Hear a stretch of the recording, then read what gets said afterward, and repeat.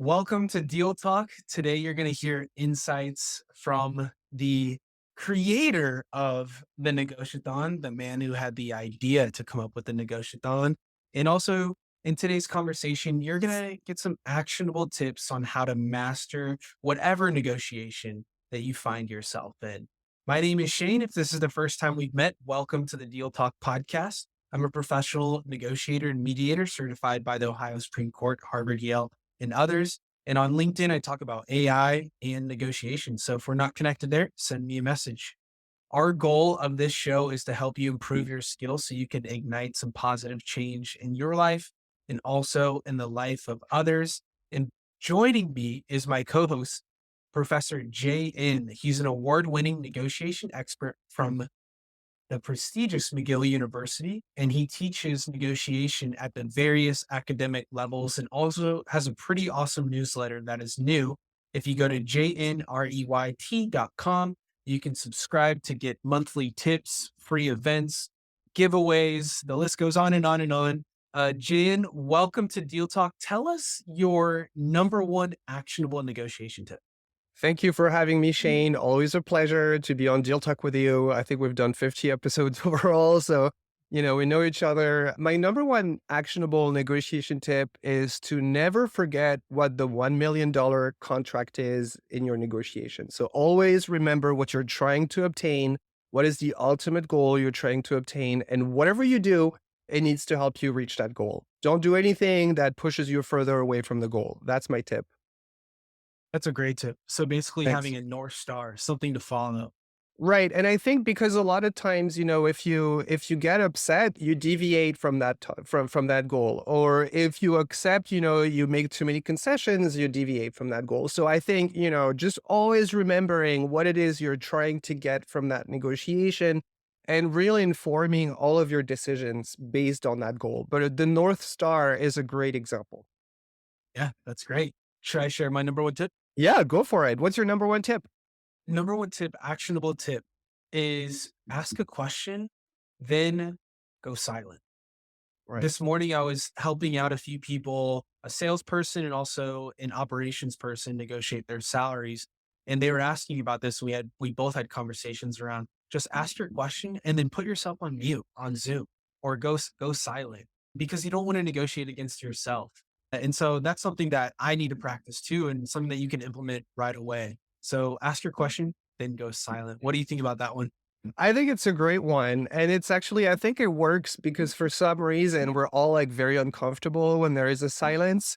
It's something we've learned, you and I, interviewing guests, like sometimes there's like a silence of like 1 or 2 seconds, and then we're kind of like freaking out, like, I'm freaking out because I'm thinking like somebody needs to say something, like we can't just like let it dead air like this. And so I think it does work for sure. People get nervous if you stay silent. I had like this guy, I used to do this master negotiators live last year, like during like, when there was the pandemic and all that kind of stuff. And there was this guy who was hilarious because he would do these I would organize these live negotiations and he would really use silence. Like you would make him an offer and he would mute himself. He would not even look at you. He would just look at his piece of paper and kind of like just pretend to calculate stuff. And every time like the other person was negotiating against themselves and like making counter offers on themselves. So I really believe it's a great tip. Yeah, absolutely. That must have been a little bit awkward, but probably kind of, it sounds like it was effective. And you talked about guests. And so speaking of guests, today's show, we're going to talk about the Negotiathon, which is an idea that you had that we did in June, Right. where it was over 25 events, 40 different guests, all sharing expertise on negotiation. So where I want to start the conversation, where today's going to go, it's going to go is we're going to start from the beginning, share what happened, and then maybe tell folks what's next or how it ended. And so, how in the world did you come up with this idea to host probably the world's biggest negotiation event ever? So I think the way it happened is we started Deal Talk together in January of this year, and we were like growing nicely, and everything was really working well. And one day we decided to do a panel. We had like one guest per week, and it was kind of like growing. And then we thought, what if we had four guests or five guests or six guests, right? And we did a panel. It was like a huge success. We had like 2,000 people like who connected on the panel. Like we didn't dip under 500 people live all throughout the event. So I think this kind of like created this idea in my mind where I thought like, well, what if we had a bunch of panels? Like, what if we decided to do a lot of them? And so this is really where the Negotiathon kind of like emerged. And when I reached out to you to say, like, do you want to do this and kind of do like 30 days of like events, right? But I think all in all, it's really based on kind of like this oddity, which is that for some reason people don't really negotiate and they don't really want to talk about negotiation. They don't really want to learn about negotiation. They just want to avoid it. So it was really an opportunity to say, well, if we have no negotiation content available, then nobody's going to learn about negotiation. So how do we get everybody to produce content? And I think, that was kind of like the goal of the Negotiathon, which is to take a bunch of people and say, here is an event. Now you can produce your own show. You can produce your own event and we'll help you produce it. We'll help you put it together. Yeah, I remember it's funny. You and I, we talked about hosting like 4 different panels because the first panel, I think it was on salary negotiations or something like Yeah. that. There's a recording out there on it too if you're negotiating your salary. It's really, really Right. good. And you said you said 2 words, "What if?" And it makes me think, like, if you're a listener right now and you're in negotiations or you're in a negotiation or negotiations, like, what if you said, "What if?" Just like Yeah. JN did, and I remember we were gonna do, like, 4 or 5 panels, and so we started reaching out to people to get them organized. This wasn't gonna be in June, just, like, kind of a standalone thing. We're Yeah. like, "Alright, this worked, let's double down." And almost like no one responded. Like, we were struggling to get people to come to the panels, and it was because of that pain, I think, that eventually Deal Talk landed on doing this. And so doing the Negotiathon, which over 10,000 people tuned in throughout the month, which is just like Crazy. mind-blowingly good for the first time ever doing it. So other than the 10,000, what is something that happened that pleasantly surprised you? I think so. We didn't know if people would actually create their events. And so we knew we would create events. So we knew we'd have like four panels. We knew we'd do deal talk, but we couldn't create like a different event every day because we just didn't have like the bandwidth to do that. And so we really were counting on people to create their own events. I think what surprised me is I think, you and I, we presented it to a group of people, like, a core group of people, and the reaction were mixed. Like, people like the 7 or 8 people, it was definitely not a slam dunk. Like, it was just, Describe that mix, be honest. What I was mean, a couple of people, I think, honestly, I think that you and I, like, we're not really scared about what if. We're not really scared about saying, like, this is completely new and we're going to do that in 2 weeks and we're just going to give it a shot and pull it off. Right. But I think some people, it was just a lot. I think it was just a lot, to say this is like a new name and a new format and a 30-day thing. And it's in a month. I think for a lot of people, some people were like, "Whoa, like, I don't have time to put together something in such a little amount of time." And so, I think we kind of like I remember, and I don't know if you remember this, but like after we talked after that event, like that initial event, I remember being a bit depressed because like I remember thinking like, wow, like I thought they'd be excited. Like I thought they'd be like, yes, let's do this, But for some reason, some people were excited, but not too excited. And some people were just really not excited at all. Yeah. I mean, I think you explained that perfectly. There isn't really anything to add except I just think you're being very kind in describing it. Like basically people kind of like chuckled at Jane and I. They kind of laughed, like, and it's no hard Yeah. feelings. It's just like people said no. Yeah. They Oh said no. yeah. And it's like another what if question. What if you and I were decided, oh, if these core people said no, or a couple of them said no, like, should we just not do it? What if June ever happens? Yeah, I mean, so it's interesting. I think for some reason in my mind, I thought everybody is going to be excited. And then we even had a friend of ours who just left the meeting, like just said, I'm not interested and left the meeting. And so we're like thinking, okay, bye, it's fine, And still we managed to get that person back into another show and all that stuff. But I think basically there was like the main thing people were telling us was it's like it's too short a preparation time because it's going to be in June, but I think what we said to them is, what are we going to do anyway if we do it in September? Like nothing's going to happen because at the end of the day, it's the first time we're doing this. Those are online events. People don't register to online events like 3, 4 months in advance. They don't do that. Maybe you register for a conference 3, 4 months in advance, but not an online event. So there was really no value whatsoever in like doing it. We didn't have anything. So we couldn't even go to sponsors and say, hey, why don't you sponsor us? Like we didn't have anything to show. So I think it was the right decision to just do it in June with the people who were excited about it. And I have to say, I mean, overall, I've met so many people that we didn't know about. Like, I don't want to give like specific names because then you have like people you leave out. But honestly, like people from all over the world, people from Australia, people from Europe, people from Asia. It was just really crazy because I feel like it really expanded our horizons a lot to do that. We really started talking to people in procurement. Like people who are legit procurement experts that dedicate their lives to procurement. Same for like buyers. We've really seen like hostage negotiators from Europe. I mean, it was just really, really cool to just talk to like a bunch of people.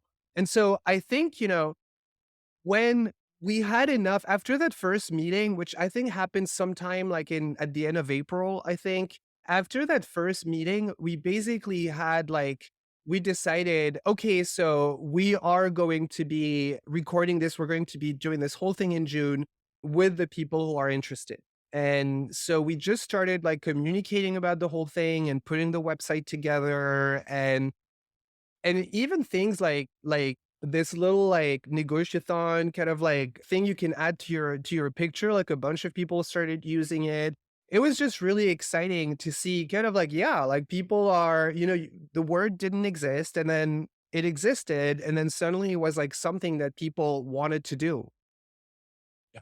And if maybe this is the first time you've heard it, or maybe it's the 1,000th time you've heard it at this point, Negotiathon is a play on words between negotiation and marathon. It was a long event. Also, negotiations can be really long too. And let's talk about the badge icons too. But before we do, there was something that one of the creators and thought leaders said about the Negotiathon that I think about often, and it was a key lesson, and I wanna share it, and I'd be curious to hear your take, and then I wanna hear about the badge icons too. Right. Mike, who's a negotiation trainer, posts content frequently. Right. He messaged us and he said, "You're easy to do business with." Right. And I feel like for you listening, like, how can you be easier to negotiate with? Yeah. Still, like, not getting into everything, but being assertive and being like, how can you be easier to do business with? And that was a huge lesson of like, it's like a customer centric focus. Is like, how can we be easy to do business with? And he said that because of the badge icon generator that you created. So, what is the badge icon generator, and like, why was it useful in your Yeah. So I don't really remember when I thought about it, but I just remember seeing people with like the hashtag hiring and the hashtag recruiting and or available for work, and I just remember thinking at the time, for some reason we're really focused on the negotiathon hashtag. Like we thought the hashtag would be the way. We don't want to create a page, we wanted to create a hashtag. And so I remember thinking, what if we could do like a negotiathon kind of like overlay that people can add to their profile pictures. And I was kind of like looking online, if there was already a service that was existing and all that stuff. And then I was looking into kind of like what the technology of it was, is it like in PHP? Is it like in JavaScript? Like, what is it? And the problem is it's a combination of three languages. You need to have HTML, CSS, you need to have JavaScript and PHP. And The thing is, I actually know how to code in PHP, like, but I don't know how to code in JavaScript, and I know how to code in HTML, CSS. So I needed to have some sort of like a freelancer that would just kind of like create it. But then I got like I don't know. I just remember thinking like, wow, that's gonna be a lot of back and forth. Like, cause I just had like a really specific idea. And I just remember thinking like, it's gonna be a lot of back and forth. He's gonna have to like that programmer is gonna have to like put it on the Negotiathon website. I'm gonna have to find a way to give them access to it. Like it's just gonna be like a pain. And I was thinking it's gonna cost hundreds of dollars for something I don't even know if people want to use or not. So then I just asked like ChatGPT to do it, and it did it. It just really produced it. I explained to ChatGPT, this is what I want to do. So ChatGPT didn't code, like didn't design like the overlay. I use Photoshop, so I know how to do that. But it was really about how do you resize a picture that the person uploads and overlays it with this and then turn it into a circle. And so that was kind of like the goal, and ChatGPT really like created it. And I was just happy because it meant like I didn't have to like, just even recruiting a freelancer, you have to create the job. I use Upwork. You have to create the job, wait for 3 days, like, the person is available, like at some point or not. I just wanted to do it all like, immediately. But so, and interestingly, like people, like a lot of people used it. And so I don't know how many people used it, but like a lot. And, sometimes when we were like in our events, you could see in the events, like everybody in the event had like the little overlay on their picture. So that was really cool to see. But I think, going back to what Mike Inman was saying about kind of like, you're easy to work with, I think you're making a very, very good point, which is one of the things I think we've done well for the Negotiathon is we really put ourselves in the shoes of the creator or the thought leader. And we said, like, what are the roadblocks for that person to be part of it? And like, what are the roadblocks for that person to do a show? And interestingly, a lot of times it was just like really small little stuff, like they don't know how to do a visual, for example. They don't know how to name the show. Like that, we've done this a bunch of times. So now I guess now we kind of have our recipe. But even finding a name for the show, it's really interesting for the episode. It's really interesting every time we've worked with like a new group of people, like a lot of times they came up with like really shitty names. Like, it was just really bad. And then we had to say like, no, no, no, no. How about this? And then I think you mean that, right? And so I think it was really about there is like a lot of different steps to put together a show. And I think, if unless you've done it before, it might look a bit intimidating. It might look like this big thing because you have a lot of things to do. And I think people don't really want to be embarrassed. So they don't want to create a show and then nobody comes and then the guests are embarrassed and nobody's listening to it. So I think we provided like a lot of safety for them where we said, like, you're not going to do on your own like a visual and a title and recruiting participants and all that stuff. Like you're going to be part of like a big, large festival of events, and we're going to create a visual for you. We're going to help you like brainstorm. We're going to create the event. It will be part of the deal talk page. We'll send people, we'll promote the event for you. We'll send newsletters and all that stuff. So I think all in all, like we had like successful events because we really identified kind of like what were the difficulties for people to do that. And I have several people who told me that now they want to create their own events. And we've had talks with people who say, wow, like seeing you do this, now I want to create my own event. So that's exciting. Yeah, inspiring people by taking action yourself, because it's almost like the negotiathon. If you think about the negotiation, all the people teaching negotiation, the negotiathon is leading by example. Yeah. It's doing something that other people haven't necessarily done, and it's interesting, it's different. And also too, the negotiathon was completely bootstrapped. Like we did it for free. There Yeah. was no like big funding or anything massive like that. So yeah, so follow us on LinkedIn, follow Jayan on LinkedIn if you haven't already, because he's going to post about more events and shares free tips on negotiation.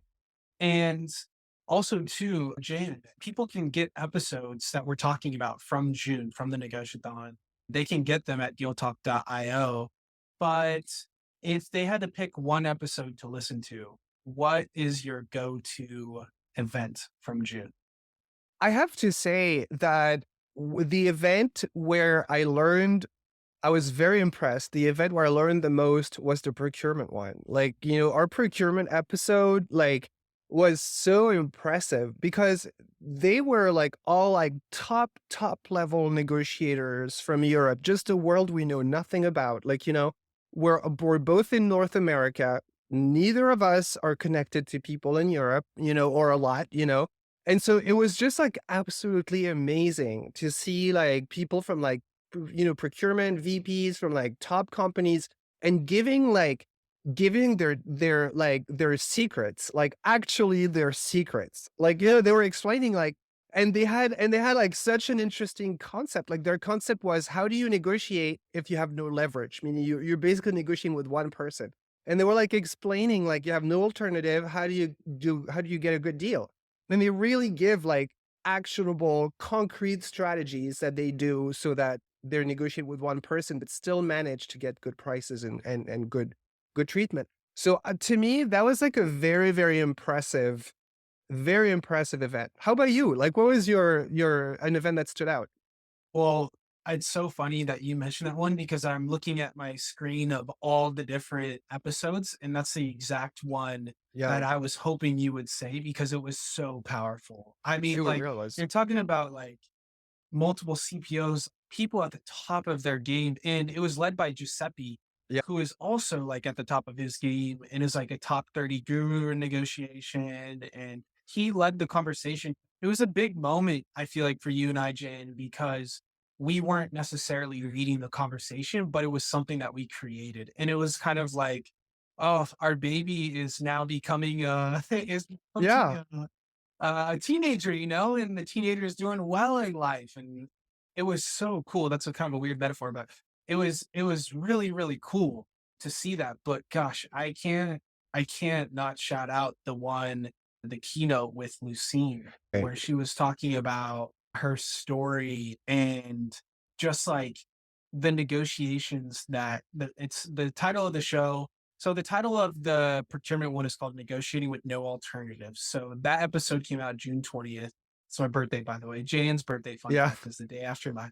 And that one was really good. And then Lucine, to answer your question, that one came out June 14th. That was on peace negotiations. It's called Peace Negotiations. So that one was, I mean, I think I almost started crying. yeah. I It was was just like it was a great blown. show. Yeah, it was just I was blown away because Lucine, is obviously like a great person, Right. but she's an even greater negotiator, and she shared things about her life that she just had never shared before. And I like to think that I like to think that because of two things. One, like obviously she is very courageous and very bold, and she's a great communicator. But two, as a negotiator, or in this case for us, as like podcast hosts, there's an element to like creating safety and like like creating a sense of safety for your guests to open up and be Yeah, honest.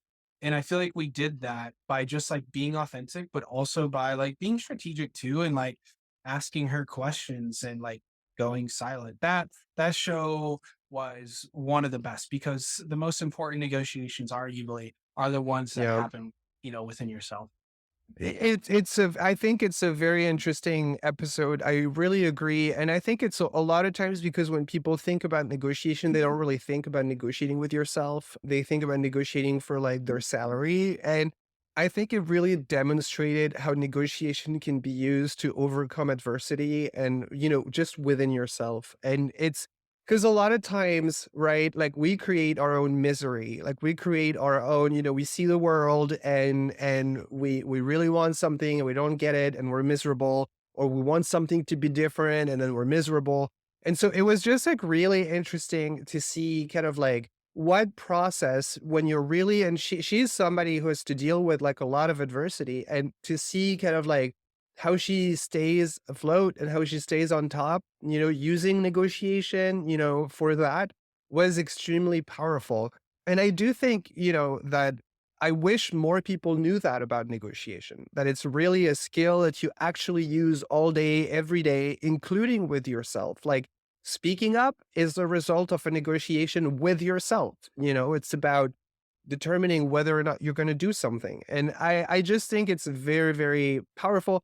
And it really also is something that speaks to me a lot because I think, so a lot of times in negotiation training, a lot of it is done by people in law enforcement or people in law, and who typically are not conflict averse. Like they're typically, and in fact, I mean, I know some lawyers who like conflict, or they just like are fine with it.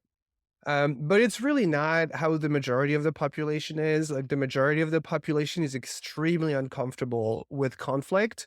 And I'm in the same boat. Like I'm not comfortable with conflict. So I really like that there is somebody who is talking about what if you're not comfortable with it? Like it is really something that I see with my students a lot, and something I had to like learn, which is that a lot of times, you have students and you assume they're going to be excited about negotiating. Well, it turns out it's not the case. Like they're not excited about it. They're nervous about it. And typically they shut down. So you really have to think about the psychology of someone, who's nervous about negotiating. How do you get them to first, make the decision to go to the negotiation table and advocate for themselves? And that's really like, it's an entirely new thing. It's really not the same thing as once you're in the negotiation. How do you negotiate? It's different. Like it's really about how do you get people to feel comfortable, to be assertive, to show up, and to actually make a case for themselves is a huge thing.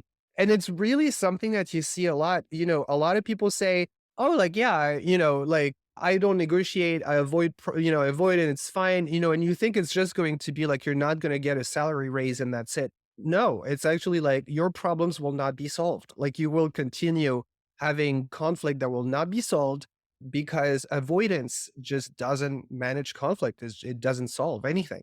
So I agree with you. I think it was like a really, really good episode to talk to her because it really showed kind of like a different angle that people typically don't think about.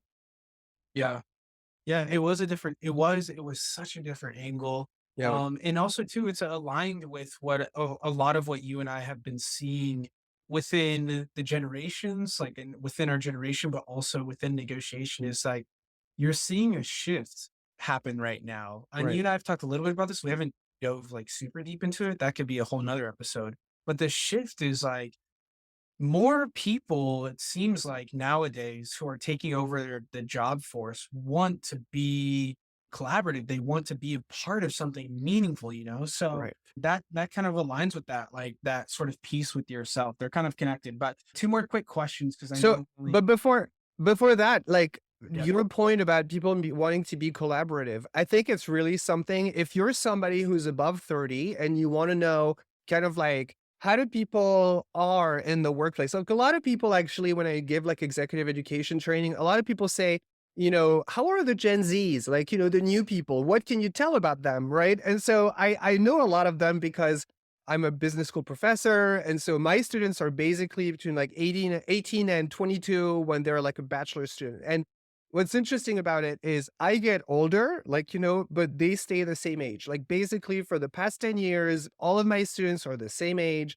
and I just get older. And I had like this thing where like I really changed from like, I think a lot of them were seeing me like the older brother like 10, 15 years ago. Now I'm definitely like in the father category. Like I'm 40, like, I'm old.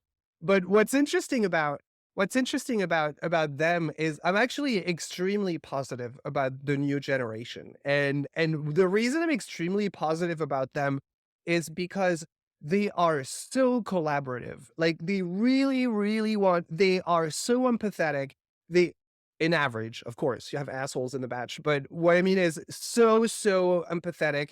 They really care about everybody getting treated fairly, everybody, getting a good deal, which is at odds with a lot of like the former people from the former generation. And I know, I was raised, by people from a generation where a lot of times, like, they kind of make fun of that. Like they make fun of like everybody gets a trophy or everybody wins or nobody loses. And they want to have winners and losers and you kind of have to suck it up and that's it.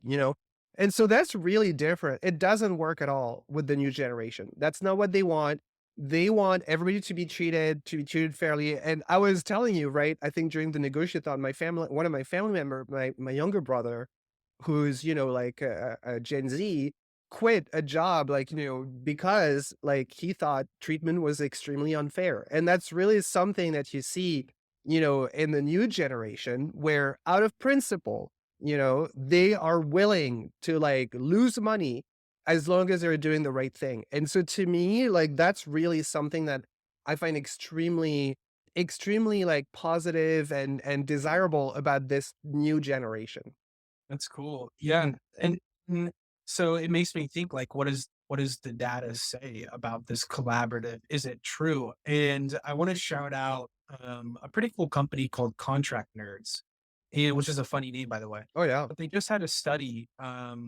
They asked 900 professionals about the different negotiation styles. Any guesses on the percentage of what came out as collaborative, as people prefer collaborative over anything else? I'm not sure. So is it by generation? Is it like millennials and all that stuff? I mean, I would say Gen Zs are probably like higher than everybody else, but I don't know the percentages. No.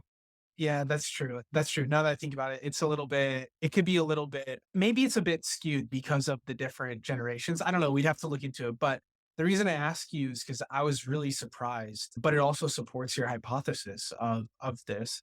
And it said that 79% of people prefer collaborative negotiation Yeah. out of 900. I mean, so it's interesting. But they don't think that negotiation is collaborative. Like that's the problem. And this is why they don't want to do it. They don't do it because they're worried that they're going to undermine themselves or get screwed over and all that stuff. And to me, like this is really where it's important. This is why like it's so important to talk about negotiation because at the end of the day, unless you're negotiating, then you're going back into the competitive mindset because you're avoiding and you're letting the other person get whatever they want. So, if you want to be collaborative, you have to show up and talk. Yeah. Yeah. It's very true. So speaking of talk, we'll wind down our talking, but Right. we have so much more coming. What's something about the the future that you're excited about that people can tune in and follow? I mean, I'm really excited about kind of like maybe like making tweaking some things about Deal Talk. Like, I know we have a bunch of things in the works. I'm really excited about the guests we're gonna have, like, starting in September. Like, we're gonna have a lot of really cool guests. I'm excited about maybe we're gonna start doing a little bit of video, which I think would be really cool and would be like something really new and fresh, kind of like having the best of both worlds, that it's still gonna be a podcast if you want to listen it audio, but if you want to see our faces and kind of like the video and live, and video reactions, it's going to be in video. I'm excited about kind of like Deal Talk. If Deal Talk was a cancer, I would say it's like metastasizing like a little bit. We're like basically kind of like creating new things. And I think, in a good way, right? So it's metastasizing in a good way. But I think, I'm excited. Like it seems like we have like an audience that really likes what we're doing and we have like a lot of stuff in the works. So I think I can't pinpoint one thing. What about you? Like do you have one thing you're excited about? Yeah, I'm excited just about the first thing that comes to my mind is just like the amazing messages that we get. Right. I'm sure that you get Yeah. messages from folks who are saying like great show. I would say it's like 98.8% positive feedback we get. And then Yeah. obviously anytime you're doing something, there's gonna be people who disagree. And that's totally okay. We have to welcome Of disagreement, course.